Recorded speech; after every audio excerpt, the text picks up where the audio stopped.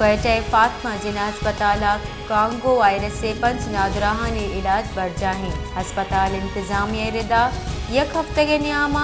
5 नादरा अस्पताल सरकनक बुतगा शानी तहा किला अब्दुल्ला इशद साली जग हवारी अस्पताल इंतजामिया रिदा बलूचिस्तान हमें साला कांगो वायरस से C5 केस रिपोर्ट बुतगा जबकि कांगो वायरस अच्छा बीरान बुतगी मर्दुमानी कच याज असर बुता क्वेटा फातमा जिना अस्पताल कांगो वायरस से 5 नादराहानी इलाज बढ़ जाएं। अस्पताल इंतजामिया रिदा एक हफ्ते के नियामा 5 नादरा अस्पताल सरकनक बुतगा शानी तहा किला अब्दुल्ला इशद साली जग हवारी अस्पताल इंतजामिया रिदा बलूचिस्तान हमें साला कांगो वायरस से C5 केस रिपोर्ट बुतगा जबकि कांगो वायरस अच्छा बीरान बुतगी मर्दुमानी कच याज असर बुता